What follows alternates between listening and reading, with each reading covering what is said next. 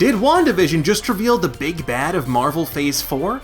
In T-minus 1 week, Phase 4 of the MCU officially kicks off with WandaVision on Disney+. This surreal sitcom about Wanda Maximoff and the Vision launches with a supersized 2-episode premiere on January 15th and officially ends our Marvel Cinematic Universe drought. With a series of increasingly creepy trailers and announcements that the events of this series will tie in directly to both Doctor Strange in the Multiverse of Madness and SpiderMan 3's Sanctum Sanctorum, fans are feverishly speculating about why Wanda and Vision are trapped in this TV nightmare realm, how Vision's back from the dead, and most importantly of all, who is the big bad behind all of this. And while we here at Nerdist have previously speculated that everyone from Nightmare to the demon Mephisto to Wanda herself are the true villain of this series, a brand new theory from Nerdist's own Rosie Knight may have just blown the lid off of this whole thing.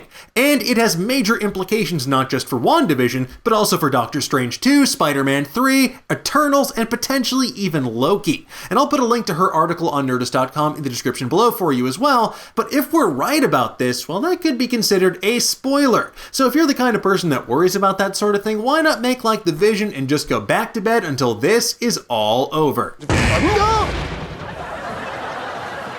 Alright, so Rosie's theory hinges on a blink and you'll miss it moment in the WandaVision TV spot entitled Signal, and you may well have missed it because that's only a 15-second long spot, but buried inside of that trailer could be a massive Easter egg and a clue to everything that's happening in this surreal series. So during the TV spot, we see an image of a clock that reads either 1:16 or 1:17, and that could mean it's just time for lunch in the Maximoff house, but we know how much Marvel loves to hide sly references to comic books in their shows and movies.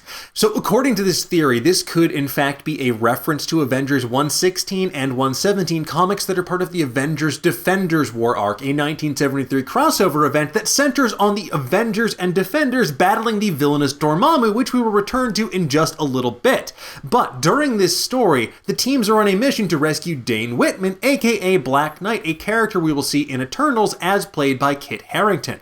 And while the lineups of each team make perfect sense for Phase 4, they include characters like Wanda, the Vision, Thor, Mantis, Valkyrie, Doctor Strange, Hulk, and Hawkeye, just to name a few. What's particularly fascinating is the plot of this storyline.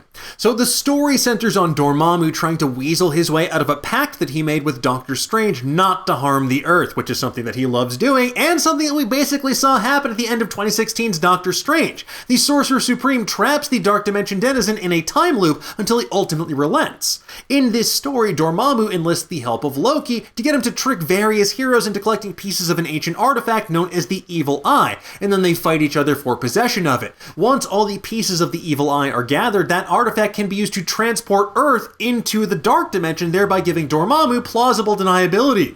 Who, me? I didn't violate my agreement by returning to Earth. The Earth came to me! Boom, he just got Dormammu. Now, ultimately, these teams wind up pitted against one another before they realize, hey, we're being manipulated, and then they proceed to lay the smackdown on Dormammu and Loki alike. But jokes aside, this hunt for pieces of the Evil Eye could potentially set up a long-term Infinity Stone-style MacGuffin, which leads to a Thanos-level threat across Phase 4. Now, given that the Evil Eye can control dimensions, perhaps Dormammu is using it, or part of it, to manipulate Wanda, thereby trapping her in this strange psychic prison we see in WandaVision.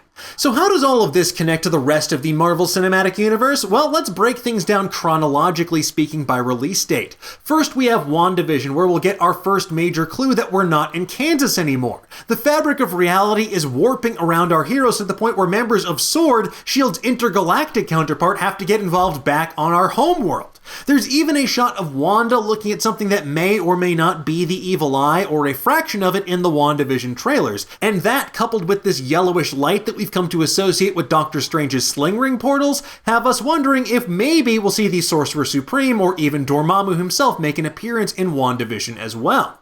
So we think this means that only a fraction of the Evil Eye has been found or activated, and someone or something is using Wanda and her hex magic and reality warping powers as a conduit for mischief and mayhem. So the events of this series will essentially deepen the fracture in our own reality into what we will come to know as the multiverse, which we'll see in much greater effect in Spider-Man 3.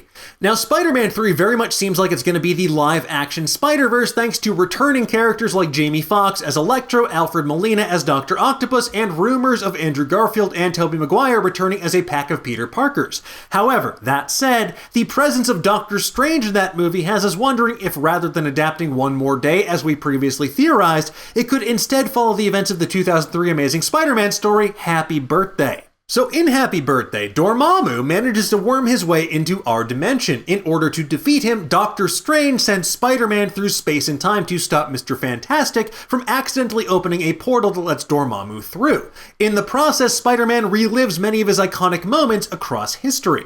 So what if, instead of just Tom Holland Spidey's backstory, he's experiencing iconic moments from every incarnation of Spider-Man across the multiverse? It would be the perfect way to make this storyline fit within the larger context of what WandaVision is building towards, while still teeing up the mayhem to come in Doctor Strange in the Multiverse of Madness. Now, in that movie, we're probably going to see the Sorcerer Supreme and America Chavez need to rescue Wanda Maximoff from Dormammu's clutches so they can begin to undo the damage being done to the fabric of space and time as we know it. What's less clear is how this could directly tie into what we're going to see happen in Loki and Eternals. Now, our best guess for Loki is that during his mission for the Time Variance Authority, the God of Mischief could learn about another ancient artifact like the Evil Eye, or even make a pact with Dormammu to get him out of the temporal mess that he finds himself in. Besides, as we theorized in our trailer breakdown, it looks like Loki's biggest nemesis in that series is going to be himself, or rather, herself, as in Lady Loki from another timeline. He needs all the help he can get. As for Eternals, the Black Knight connection to the source material is probably the strongest link right now, because considering that Eternals comes out after WandaVision but before Spider-Man 3 and Doctor Strange 2, there's no reason Black Knight couldn't wind up caught in Dormammu's Evil Eye plot as it unfolds over the course of Phase 4. And in lieu of some of the characters from the Avengers Defenders War arc who are not yet in the Marvel Cinematic Universe, like say Silver Surfer, maybe they could swap in a character from the Eternals in their place instead.